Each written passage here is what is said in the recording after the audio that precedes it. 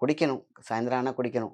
குழந்தைங்க, குட்டிகள், தாய், தந்தை இவங்கலாம் பசியில இருக்காங்க, பட்டினி இருக்காங்க தெரியாது. வேலை செய்யணும், வேலை செய்ற காச குடிக்கணும். இப்படி கொண்டு வரது அவங்களோட தப்பு கிடையாது. குடிச்சு, குடிச்சு அந்த புத்தி மழுங்கின்னு சொல்லக்கூடிய அது, தான் அடுத்து என்ன பண்ணணுங்கிற ஒரே சிந்தனையில இருப்பாங்க.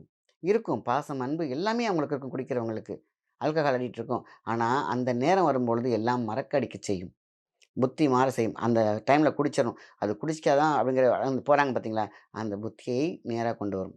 ஸோ, அப்ப வீட்ல இருக்கவங்க இப்ப அங்க வீட்ல இருக்கவங்க கூட ஒரு ஆள் குடிக்கிறாங்க அப்படின்னா, அவங்களுக்கு வீட்ல இருக்கிறவங்க, அவங்க பேர் சொல்லி அவங்களுக்கு உபாசனை செய்யலாம். உபாசகரா இருக்கலாம். "இதுமாரி என்னுடைய ஹஸ்பண்ட் குடிக்கிறாரு. நீ தாயா பார்த்துக்கணும். தாயே" அப்படின்னாக்கா அந்த மனமாற்றம் கண்டிப்பாக கேட்கும். நல்லபடியா அவங்க வழி திருந்தி தடுமாறி இருக்கவங்க நல்லா வருவாங்க. இது 1. இல்ல குடிக்கிறவங்களுக்கே தானே செல்ஃபா மாறிக்கணும்னு நினைக்கிறாங்க. நான் திருந்தணும்னு நினைக்கிறவங்களுக்கு அந்த அடிக்டேஷன் இருக்கு இல்லையா?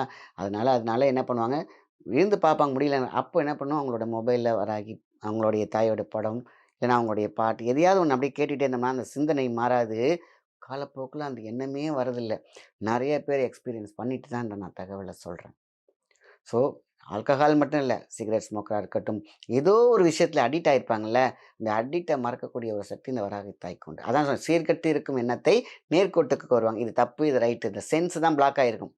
அடிச்சா வலிக்கும், இந்த சொன்னா உங்களுக்கு அந்த மனசு வலிக்கும்ங்கிற விஷயம்லாம் குடிக்கிறவங்களுக்கு மேக்ஸிமம் பார்த்தீங்கன்னா, அது கட் ஆயிருக்கும். அது பிகாஸ் ஆஃப் ஆல்கஹால். அவங்க நல்லவங்க தான். ஆனா, ஆல்கஹாலால மாற்றப்பட்டிருப்பார்கள். அவங்கள தான் அந்த சீர்கெட்டு இருக்கும் எண்ணத்தை நேர்கோட்டுக்குள் கொண்டு வருவாங்க.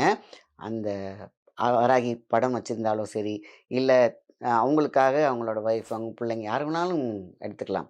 இல்ல நானே மாறணும்னு நினைக்கிறவங்க சிம்பிளா, நான் ஏன்னா முடியலையே கண்ட்ரோல் பண்ண முடியல. அவங்க இந்த வராகி சம்மந்தப்பட்ட பாடல்கள், மந்திரங்கள் அத பத்தியே கொஞ்சம் ரீகால் பண்ணிட்டு வந்தாங்கனாக்கு போதும். அத பத்திய சிந்தனைகள், செய்திகள் இருந்தாலே போதும். இந்த அடிக்ஷன் போயிடுது.